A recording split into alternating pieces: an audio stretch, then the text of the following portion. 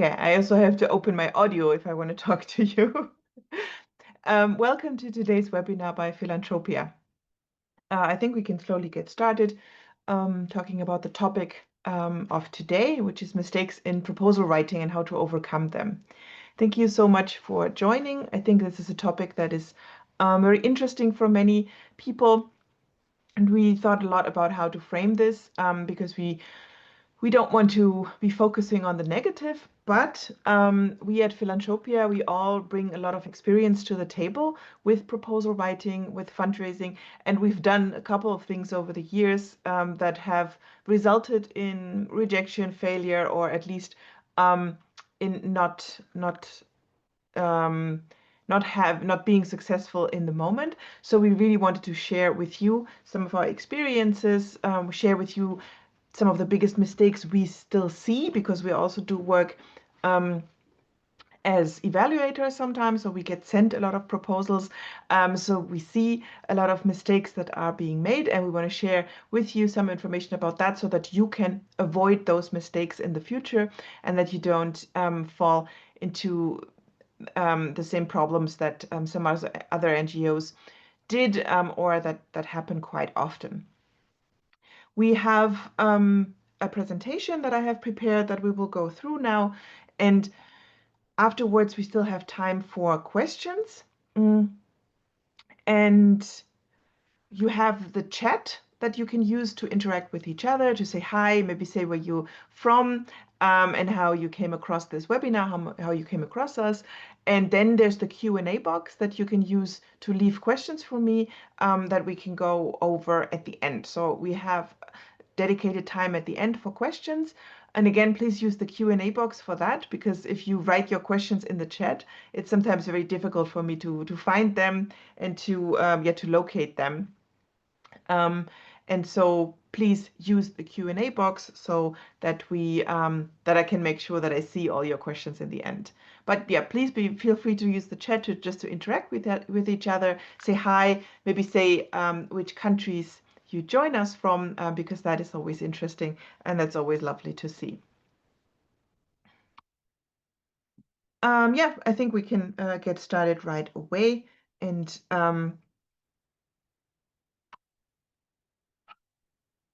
sorry, I'm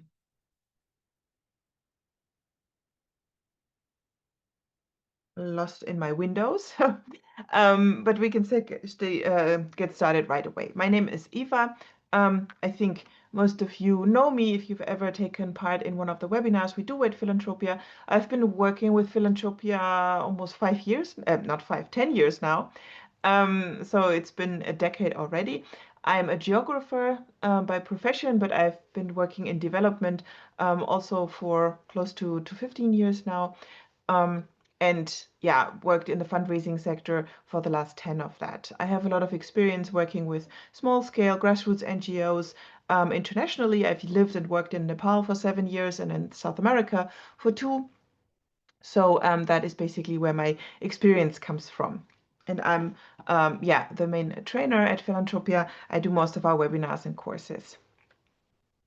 So today we want to talk about mistakes in proposal writing, so things that can go wrong and that can result in failure in writing a proposal or being successful with your proposal when you write to a foundation or any other kind of institutional donor.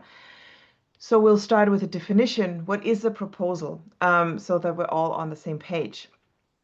A proposal is a document that should entail all the information needed for someone to decide if the project is worthwhile to implement. So it's a project document that describes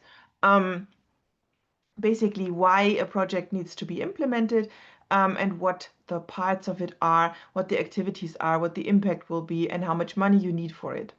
The proposal is a document you put forth for someone to decide if you're a good fit. And we also know the word from other contexts, like a marriage proposal or a proposal to do anything else. It's not just in grant writing and fundraising, but it basically always means the same. You present yourself, you ask someone for partnership, and then they can decide with the information that you entail in the proposal if they want to do it or if they don't want to do it.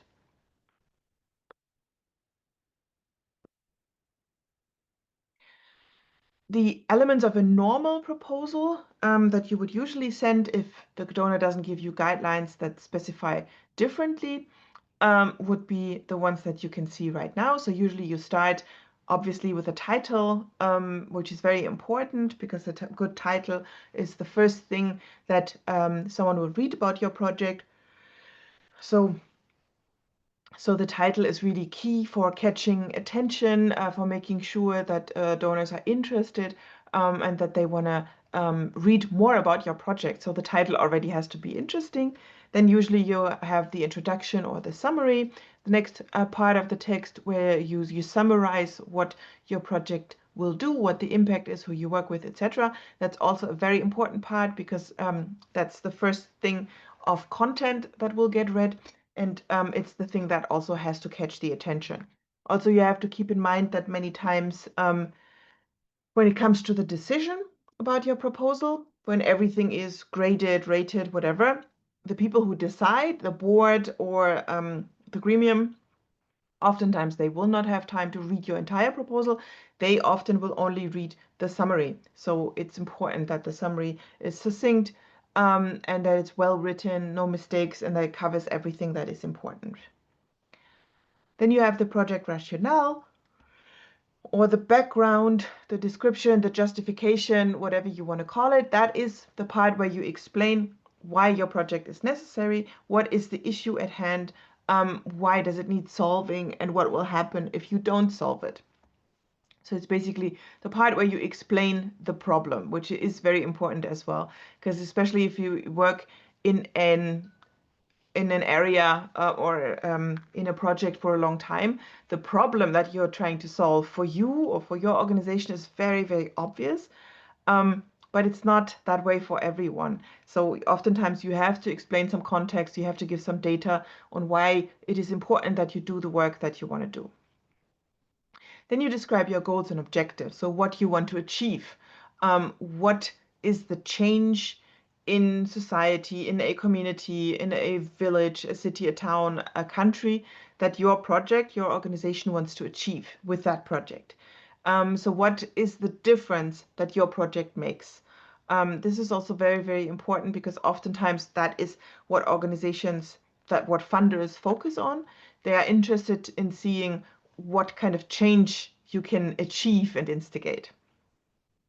Then you have project strategies and activities. So that is what exactly you want to do. What are the steps that you want to take to achieve your goals? What are the actual steps in your project and the actual things that you do? So do you want to build something? Do you want to train people, conduct training, have an awareness workshop, whatever it is? This part describes exactly the steps that you take to achieve your goals and your objective that you have defined. Then obviously you also talk about project results. So what are the results that you will achieve? What are the things that will change on all the different levels? Who are beneficiaries or who's your target group? Maybe that's the better word. The target group of your project. So who are you going to work with? Whose lives, whose circumstances are you going to change? How many men and women are in that group? What age are they? Are they children, youth, elderly, people with disabilities? Who is your target group? Who are you going to work with? Then obviously you have to cover the budget. I know that is something that is not always the favorite part of fundraisers. Many times we're better with words than with numbers, but the budget is crucial. It's very important that the budget is logical, that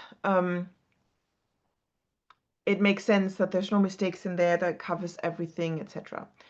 We actually do have recently developed a full online course on how to write a budget. So I also recommend you check that out if you have difficulties with designing the budget sometimes. It's a brand new online course that you can take to learn how to develop a good project budget. Maybe my team can put the link to that course in the comments as well, so that or in the chat, so that you know how to find it. Then you have the timeline. So that's where you describe what the time horizon for implementing your project is. When do you want to start? How long will it take? Are there milestones along the way? When will you finish, etc. So this is what you describe in your timeline. Monitoring and evaluation is also very important.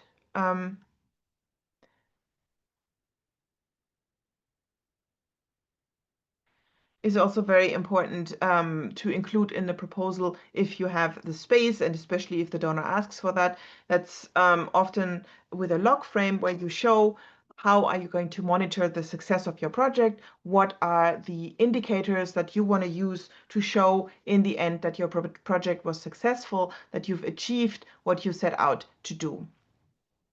And then in the end, oftentimes you have a sustainability plan or the description of how you're going to make sure that your project is going to work long term. Sometimes that's called follow-up cost, whatever it is, but oftentimes when you have a form that you have to fill out, you have to tell how you're going to sustain your project long term. And if you don't, then you can call it sustainability plan or whatever word you want to use, or you're using in your organization. And this is where you describe how you're going to make sure that your project is there for the long run and not just dependent on this one grant and then in danger of maybe disappearing. So those are the elements of a usual proposal. So in one way or the other, these are the areas that you have to cover. So sometimes what we see in proposals that we get sent or that we read or we get feedback from donors is that entire parts are missing. So obviously that's a very on the nose mistake, and we're not going to talk much more about it, but one of the most important things obviously is that your proposal is comprehensive, that it covers everything, and that it gives the donor the chance to properly understand what you want to say with it and what you want to cover with it.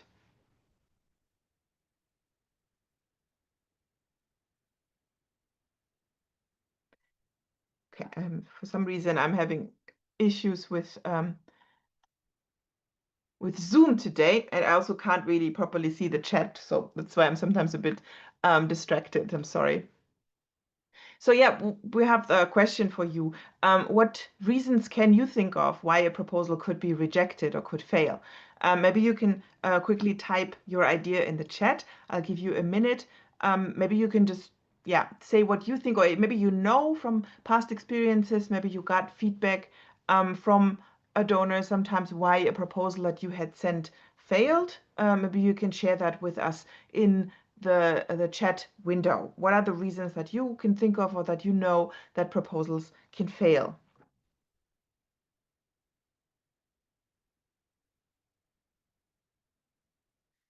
And like I said, I think there's something wrong with my computer because I can't really see. Oh, now, okay, now I start seeing some stuff. So one reason can be, yes, that it doesn't resonate with the values and the objectives of the funders. The objectives are not clear. That's a very good point. If anything is missing, poor data, yes. What the ask was, yes, also that's a good part. So I see you already have many ideas of where problems could lie. And we're going to go through systematically through the points that we see most. And you'll see that you already know a lot of points and know a lot of areas where you have to pay special attention. But I'm sure there's also a couple that maybe did not cross your mind yet. And again, today we're focusing on mistakes, which could be seen as a negative framing, but obviously we're focusing on the mistakes so that you can avoid these mistakes in the future, so that you don't have to deal with this and can change it and can do better. We've given a couple of those mistakes that we keep seeing and that are very like systemic on a level of how to design the proposal, a syndrome name, because we see that so much. So we chose a couple of names for that, and sometimes we get a proposal and we say, ah, this one has syndrome, this one has Adonis syndrome, this one has Cinderella sister syndrome, because you can really see that reflected throughout the proposal. And Cinderella sisters syndrome basically means that you're trying, well, Cinderella or Cinderella sisters tried to fit into. Okay, sorry, my computer just doesn't want to do what I want it to do today. It They tried to fit into a shoe that didn't fit them, that absolutely did not fit them.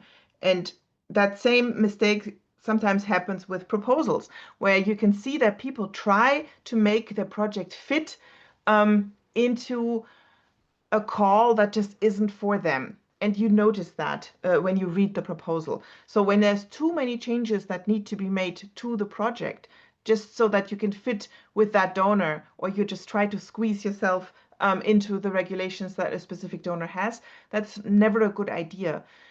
I completely understand that sometimes we read calls and then we think, well, oh, this is great. We need that money is good, and maybe we like the donor, but the call is not perfect for us. So we try to make changes to the project, and oftentimes that makes a lot of sense if you can make some sensible changes that don't change the whole direction of your proposal too much. And then it is possible, but sometimes you just notice it's too much. The project gets changed too much, so that it fits within the requirement that the donor has, and then it doesn't feel like it's your project anymore. It doesn't feel like it's a good fit for your NGO even anymore. And that leads to systemic issues, because then even if you get the money, you will have issues implementing the project. And that is something that we've seen many, many times. Sometimes we also call that mission creep, that when an NGO changes their own mission and maybe even values so much to fit into the framework of a donor, that it's not what they set out to do anymore. So that is a dangerous syndrome. Then we have spaghetti syndrome. I don't know if you know this tip. I wouldn't even call it a tip, but um, some people say that when you cook spaghettis and you don't know if they're good yet, you take a couple and throw them against the fridge. And if they stick to the fridge, they're done, they're al dente, you can eat them, they're perfect. If they fall down, they're not cooked yet. Mm. And basically what we mean by spaghetti syndrome is that some NGOs seem to throw as much as they can at the donor and then hope that something sticks. So instead of developing a project with a very clear focus, with one objective and maybe a couple of activities that pay onto that objective, they suggest everything and anything under the sun. So they do a project of it, they want to work in education, so they start with the construction project, want to do training, um, teachers training, parents training, and students as well, and they do everything, hoping that the donor kind of chooses one thing and says, okay, we can do that. Um, Even though that sometimes at first seems like it might enhance opportunities, because you just try so much and you just give so many kind of ins, and you give so many opportunities for the donors to say, oh, well, this is something that we like to do. This is something that we would support. In the end, again, it waters down what you can do. It waters down what your project can do. Because first of all, these projects that have so many activities and that are just all over the place are very difficult to evaluate and to monitor. So you're making life for yourself difficult. And also, many times donors don't want to see a project that is scattered and that does a little bit of everything. They want to see a project that is focused, has a clear goal, and has activities that clearly support that goal, and that will help the communities to achieve what they want to achieve. So that is what we call spaghetti syndrome, when it's just too much and not very focused.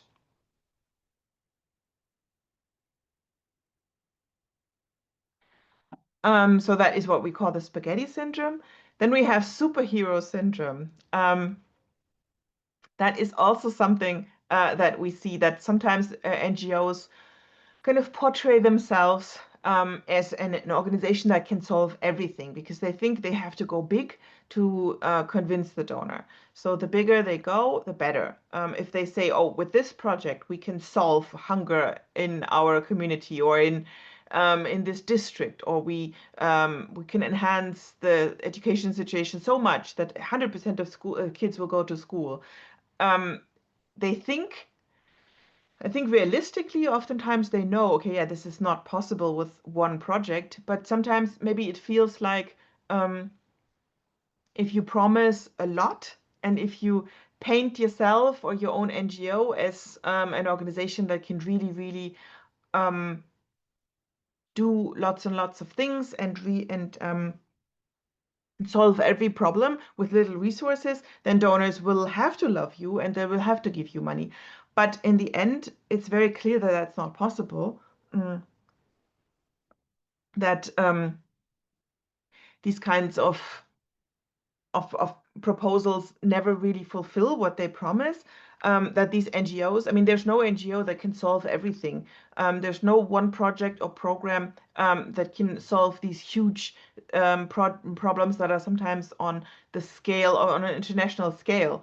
There's so many things that can come in between. So again, staying realistic and just describing the steps that you can take, the changes that you can make, is often better than trying to claim that you can solve everything and that your NGO is the very best and the only one that can do this and kind of put yourself in the position of a superhero. Then we have the doing without achieving syndrome, which basically describes that oftentimes we see proposals that, yeah, just propose a bit of everything again, and there's no clear goals attached to that, and it's more, it seems like busy work because there's no clear way to impact, no clear way to achieve a goal or an objective that has some vision.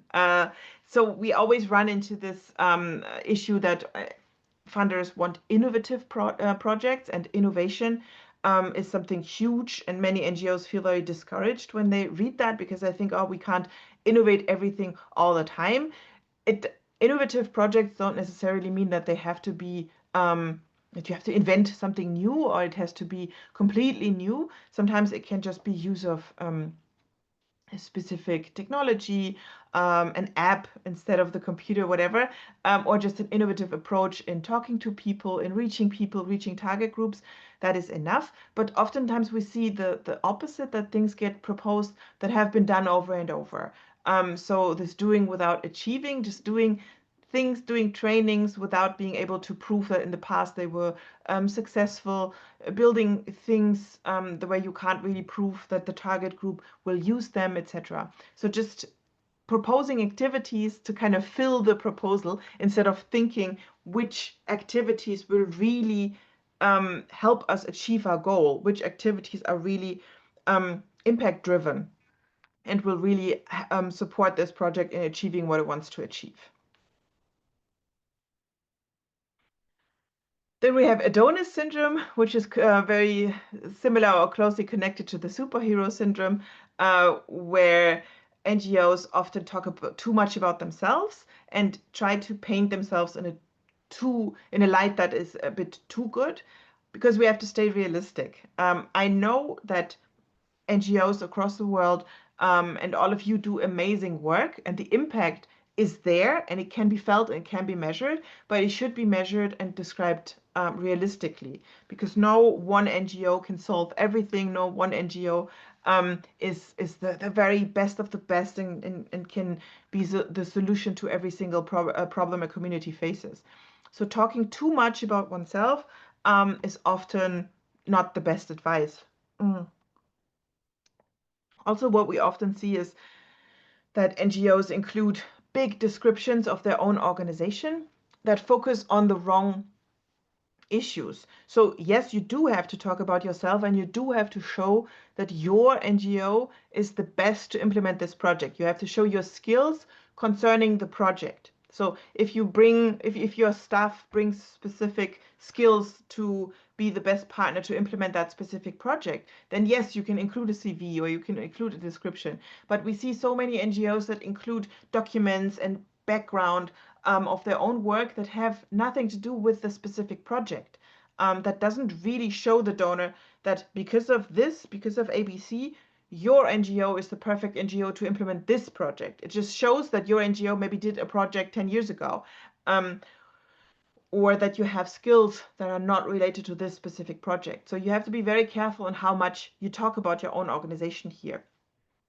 So as a blanket thing, we often say don't include an organizational profile, but maybe with an asterisk, because as much as it helps the donor to understand why your organization is the best partner to implement the project, it makes sense, but nothing more, nothing going above that, because then you're just wasting space and characters that you could use for information that is more closely connected to your project.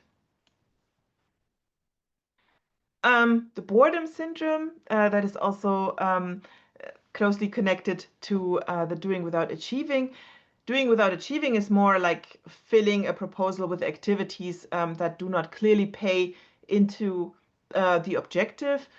More of the same means projects that just always do the same and that don't go with the time. Again, innovation doesn't mean that you have to invent the wheel again, or that you have to develop something completely new and go to the laboratory and develop something. Innovation just means that you go with the time and that you look at tools that are disposable for you, or that are at your disposal and that you can use. For example, now definitely thinking about how to include AI in your proposals or in your projects. Well, not in your proposals, but in your projects in a way that makes sense. Not include it just to include it, but include it because it makes sense and in which way it does make sense. So thinking of ways how you can show some kind of innovation in your project is super important, because otherwise things can get boring. Of course, there's approaches that just work, and they have worked for the last 10 years and they still work, and you have proof for that.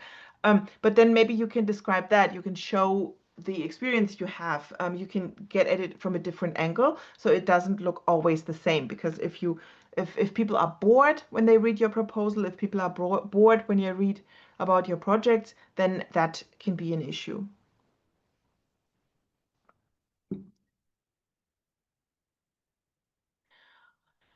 Then there's the very obvious one, that you have to be careful about small mistakes, typos, and all these kinds of mistakes. We have seen proposals that were sometimes where the name of the foundation was wrong. So you can see that it was a copy paste job, and they forgot to change the name of the foundation. And of course, it doesn't really matter how great the proposal is. Nobody likes that. Nobody likes to feel like they were just one of 10 applications, or that you just send the same proposal to 10 founders, to 10 foundations, and didn't even take the time to change everything. When there's typos, grammar mistakes, etc., it depends a bit if that is really a big problem. I think if there's a couple of typos, that happens. But if there's big mistakes, if the wording is not good, and if it feels like you didn't take care, that is a problem. Nowadays, with the tools that we have at our disposal, like AI tools for grammar check, for spell check, etc., it's maybe even a little bit less forgivable if you have many typos in your applications, because there's so many tools that can help you with it. And donors, I think, kind of expect you to use those tools so that you don't have mistakes that are easily avoidable in your proposal. And yeah, don't have mistakes that that are very clear. Because I think the way you fill out a proposal, the way you develop a proposal, for many donors is an indicator of how careful you are, or how much attention to detail you have in anything else. So if you have many very simple mistakes in a proposal, a donor might think, oh, well, maybe they will do the same in project implementation. And of course, that is something that they do not want.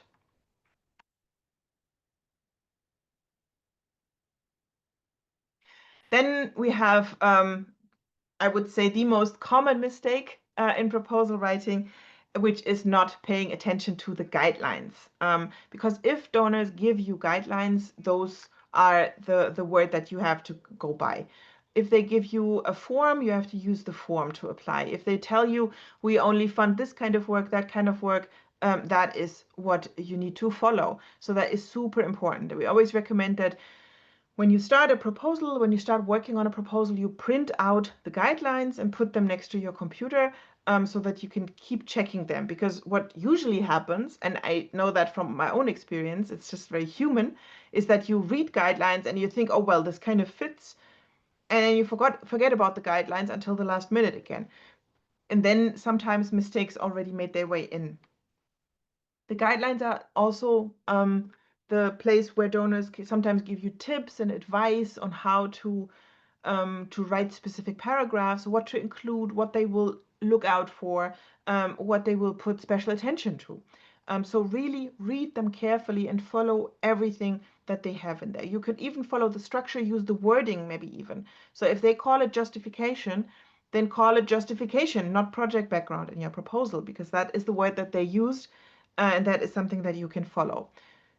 In Germany, we've looked at some data, and looked at proposals, and even with the big calls for proposals, where oftentimes professional organizations that have 2, 3, 4, 5 fundraisers on staff that do nothing else, still foundations say that up to 30% in every call of proposals that they get are rejected because of formal errors, because they didn't follow the guidelines, because there's a very simple to avoid formal mistake in the proposal. Something's missing, something is added, something doesn't fit. So that's the first thing you should do. We have developed a proposal checklist to check your eligibility for a grant, which is based obviously on the guidelines. And you can download that on our website as well. It's also very helpful to see if you check all the boxes, if you can follow the guidelines, and if you're eligible for the grant in the first place.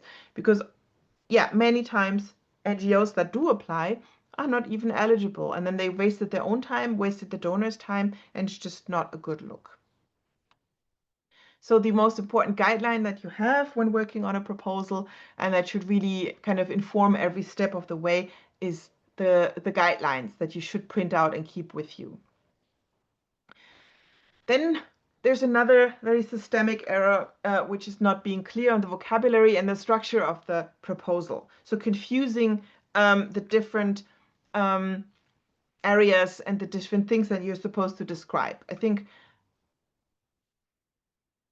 okay, missing one slide here. Maybe that will come later. Let me see. Yeah, because I saw that. This is very clear here. When you talk about the vision, the mission, the goals, and objectives, those are kind of 4 categories that all describe the same thing, what you want to achieve with your project, the change you want to achieve, but on different levels. And if you mix up those words and if you mix up those categories in your proposal, that ends up being problematic. Something that I see constantly is the objectives and the activities being mixed up.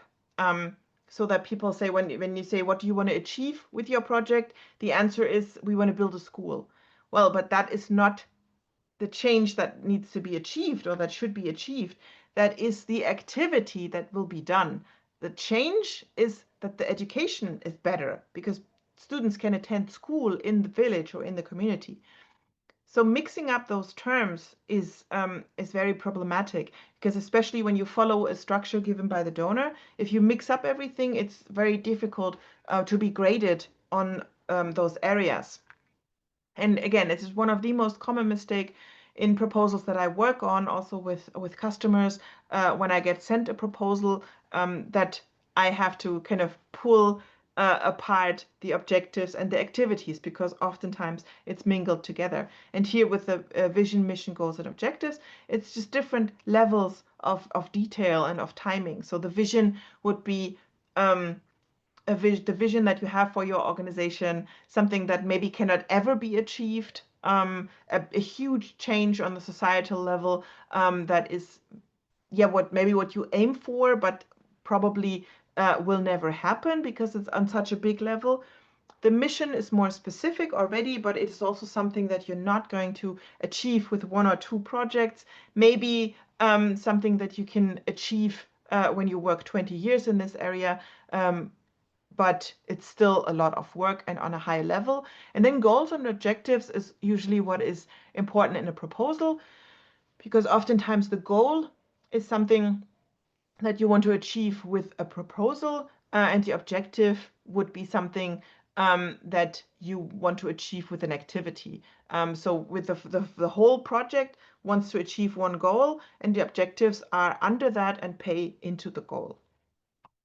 The same terminology issue we do have with the results, because we have different level of results, and oftentimes you have to describe those different levels, and you will be asked what is your output and what is your outcome. And if you don't understand the difference between those terms, it can result in problems. So output is the direct output, the direct result of an activity, and the outcome is midterm, what happens next. So if you do a training, let's say people participating in the training is the output. That's what directly happens after the training. And then what they do with the knowledge, the next steps, that is the outcome.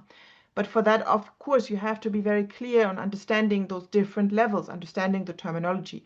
And again, I see a lot of confusion about those terms in proposals, and in things that we get sent and that I have to comment on.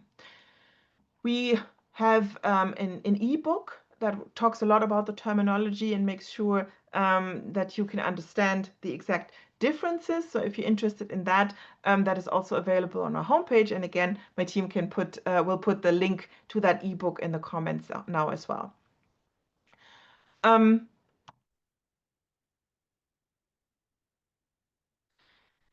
Then I had one slide that I skipped because I wanted to get to those slides with the terminology.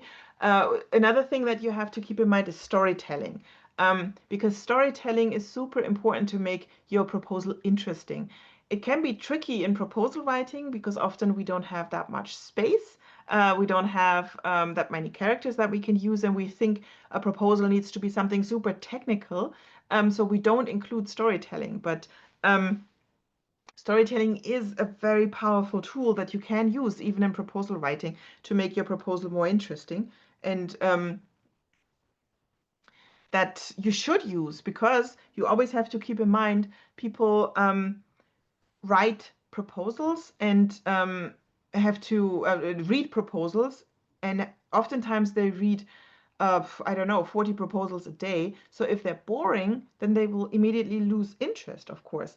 And you have to make it as interesting as possible. And if you do know how to use storytelling in your proposals, you make sure that people remember your proposals better, that they want to keep reading, and that they stay involved and stay empathetic to your cause. So storytelling is super important in proposal writing, but I don't see it in many proposals. So I think there's huge potential for that. Some last tips before you submit, because again, I think if it's not on a systemic level from the beginning, most mistakes happen last minute. Check your budget before you submit.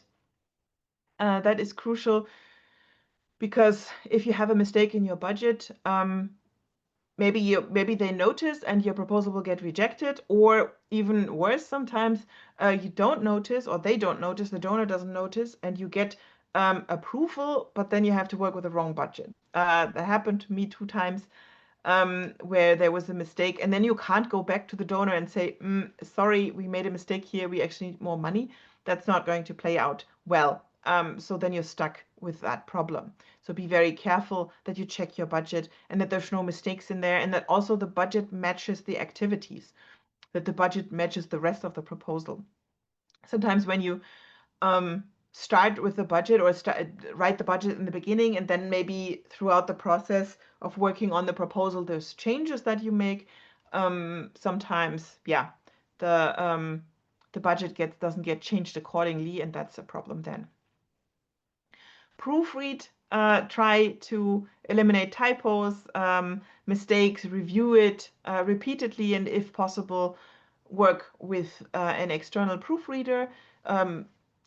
sometimes can be your friends, somebody else, ideally not from your organization, because you're not only looking for typos and mistakes, but you're also looking for um, gaps in your reasoning. And sometimes when we work in the project or we're working in the organization, we don't see those gaps anymore because it's so clear to us. But to an outsider, maybe it's difficult to understand your project. And so that is what you have to look out for. Look at the guidelines again. I told you that already. Print them out, put them next to your computer, give them to your proofreaders so that everybody knows why you're doing specific things, why it needs to be structured in this way, and why it is important. Then the format, also that is very important, especially if it's a format that you can choose. If they give you a form that you have to follow, okay, then it's external. Then they've already done it for you. But if they don't, then you may have to make sure that it also looks nice, that your proposal has a good professional look. It needs to be consistent and follow instructions if there are any. Presentation really matters because even before they read any word of your proposal, they see it. So the optical impression is very, very important as well.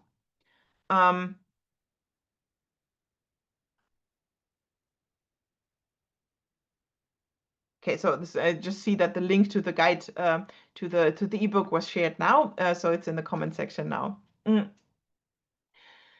Yeah, formatting is super, super important. That it looks professional. Don't use Comic Sans. I know this sounds stupid, but again, you would be surprised about things that we've seen. Check for additional documents and don't check last minute. Don't do that just when you want to submit, because sometimes you need signatures, sometimes you need a stamp, sometimes you need registrations, etc. Make sure that you do that a week before and that you have all the additional documents that you need signed in the current version, etc. I failed a couple of times with the proposal, couldn't submit because last minute we realized that our registration documents for the NGO were outdated and we couldn't renew them at the short notice, so we couldn't apply at all. Stuff like that is something you should check very early on. So even like when you decide to write a proposal, I think the first thing I would do is check the formal requirements and see which kinds of documents, kind of registrations you need. Sometimes you have to register in a portal to apply, and that can take time. Sometimes you need a number that will get sent to you through the snail mail, or it will just take time on the donor side to open your account or whatever it might be. So leave some time for that and think about the additional documents that you need. And then the deadline. Do not submit absolutely last minute on the deadline, just because if you run across any issues, if there's no time left, you can't fix them. So if you see, oh, there's a signature missing, you can't get that signature. If your computer is down, you don't have time to react. Sometimes when it's an online portal, an online form, the system can crash if everybody tries to enter their stuff last minute. So don't take that risk and try to do it a couple of days early, maybe even a week early, so that you're on the safe side and that you don't have to deal with those last minute things in a rush. Because again, when you're in a rush, things happen, you overlook things and you're too quick.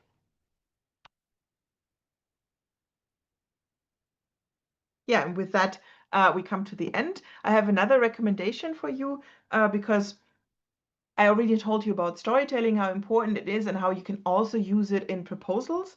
I think it's a big game changer for organizations if you're able to do storytelling, to integrate storytelling into your proposals or not.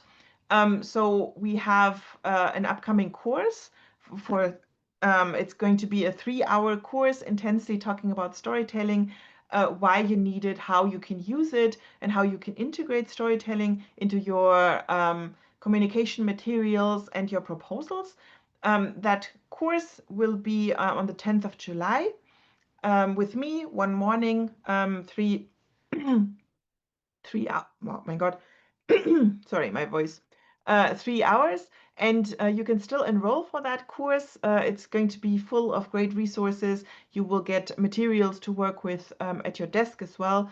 You can still sign up for that course, and you can even get it at 35% discount with the code fundraising 2025. And I think, yeah, the link to this is in the chat as well. I would love to see some of you in that course, because I'm really going to be sharing a couple of my best tips for how to make proposals more engaging, more interesting, more memorable, and all of that. Storytelling is really a super powerful tool that we should all be using way more of. Yeah, now we still have time for Q&A, but just another tip if you want to learn more about proposal writing, the whole fundraising cycle, etc. We do have many courses about it on our website on philanthropia.org, so you can also go there and check that out. So now we still have time for questions, and I see there's questions in the Q&A box. If you do have more questions for me, you can also put them in the Q&A box now. Again, please don't use the chat, because there's so many comments in there that I don't find the questions. Use the Q&A box, and so I can see them. The first question is, why do donors not accept local NGO proposals? What is the main reason? Actually, I think many donors do.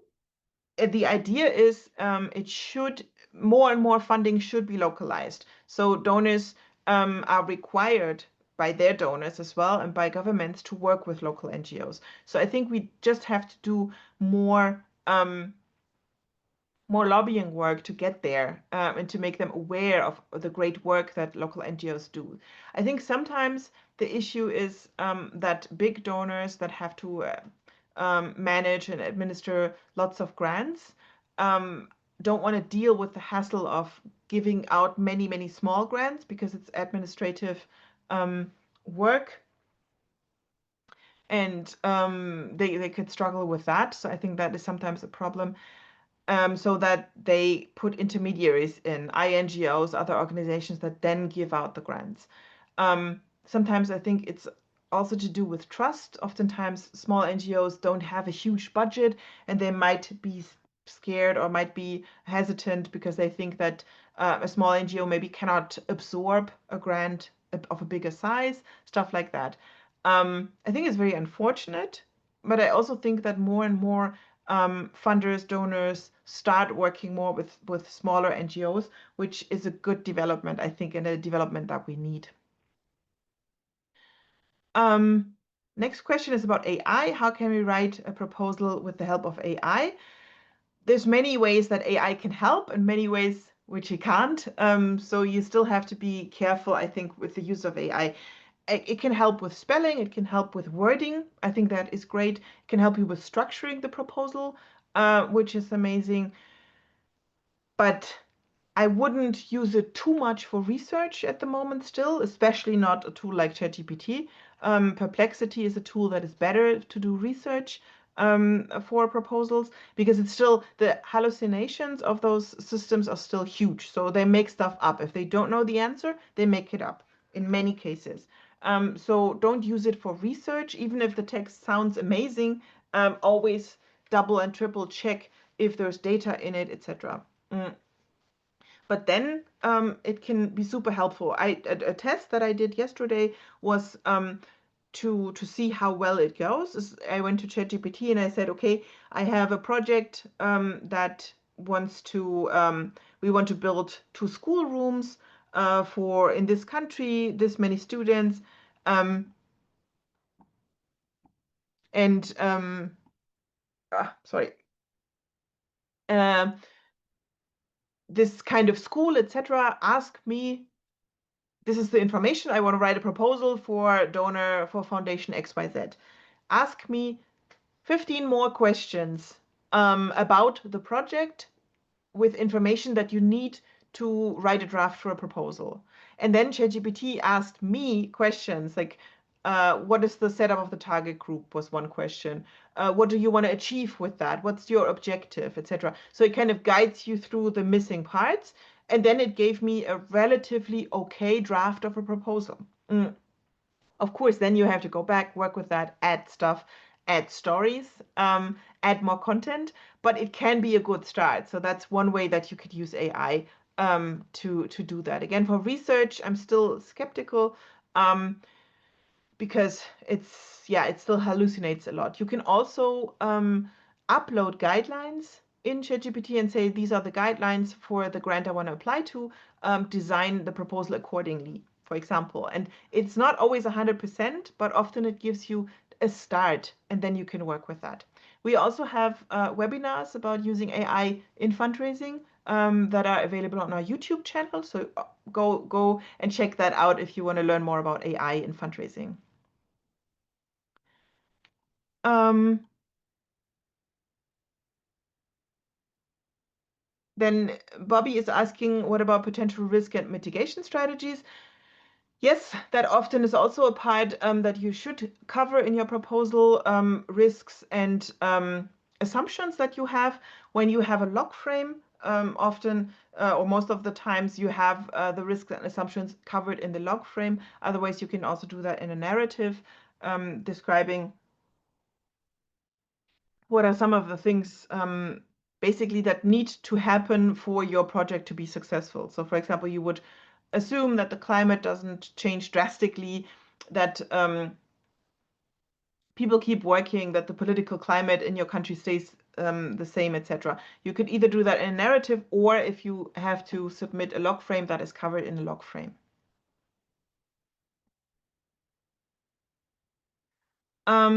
Then Stafford is asking, apart from why the proposal should be implemented, we must also explain why our organization is best suited to implement it. How can we effectively articulate this, and in which section of the proposal should be included?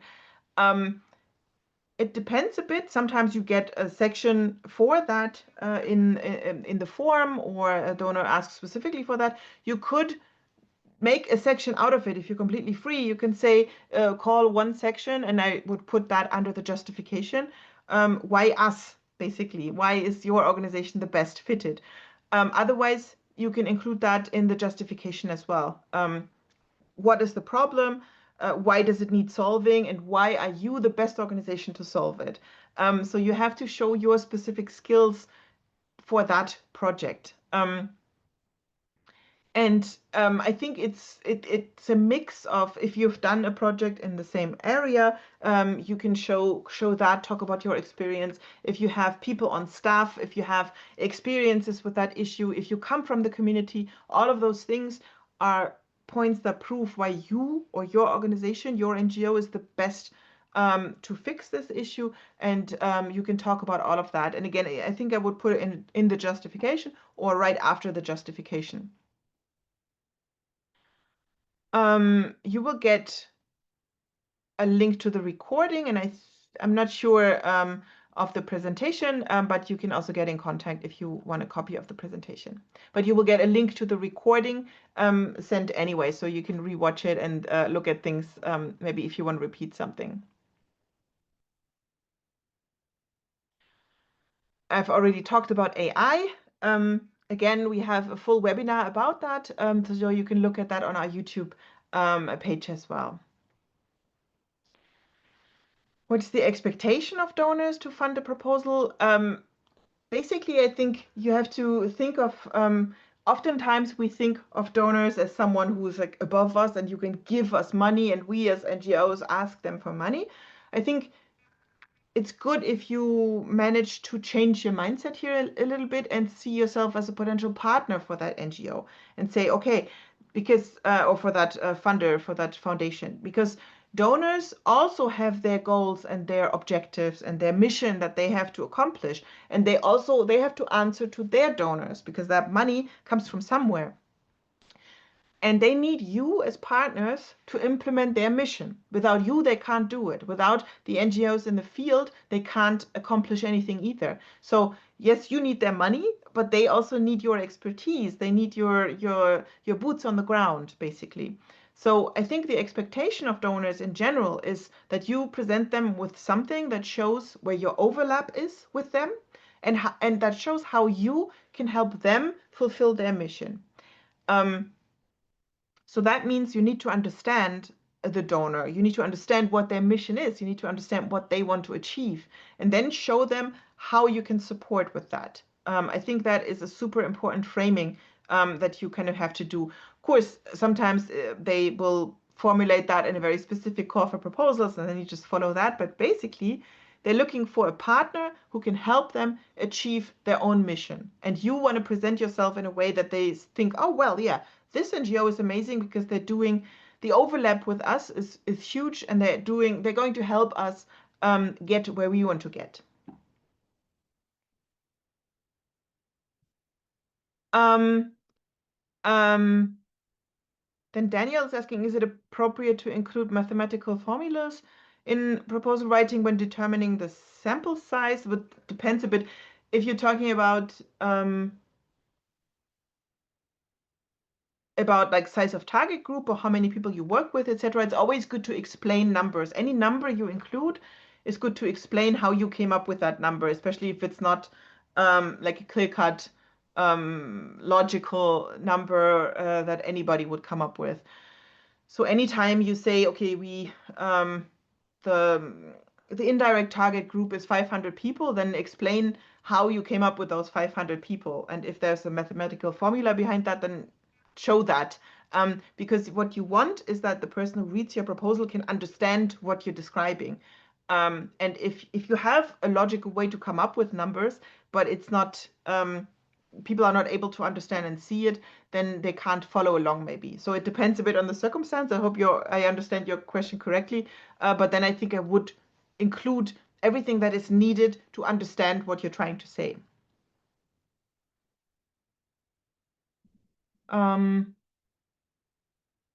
Yeah, and then the last one is just basically a comment. I think there's some funders make a requirement that newly formed NGOs should collaborate with well-established organizations. Sometimes that can become problematic. Yeah, I think many funders are hesitant to work with brand new NGOs if you don't have a track record of managing grants, because they're just scared that you cannot manage a project of that size, maybe. So that's why they often have that requirement. We always recommend in that case that you make a contract before you start work, because oftentimes when we talk about collaboration, everything is rosy and nice and positive, and then when the money comes in, suddenly discussions start. So we always recommend to make a contract from the get-go with that shows very clearly who is responsible for what, who will get how much money in case of success, so that there's no discussions after the event and after the money is already in the account of the other bigger organization, and then you have to start discussing and divide up responsibilities. So I think it's a good way to kind of ease into this. Um, and if you do make a contract, make a proper contract from the beginning. And then there's another way, often there's small grants programs, and those are often able and open for new NGOs and smaller NGOs as well. So you can search specifically for small grant programs if you're brand new, and then collect that in that experience. Because if you've administered or managed a grant of 5,000, then maybe you can apply for more money next time with a different donor. And oftentimes when you have received a small grant, you can also ask the donor for a recommendation or for review, kind of, if you want to apply for bigger funds in the future. Okay, I think those were all the questions. It's also our time is up. Thank you so much for participating and for being part of this webinar today. I hope it was interesting for you and you were able to take away some information. Again, I hope to see you in our storytelling seminar, because that is going to be very, very helpful to make proposals more engaging and more interesting in the future. And I hope that you join us there, and that I will see you in that webinar as well. Thank you again, and I hope to see you in our next events. All the best. Good luck with proposal writing, and bye-bye.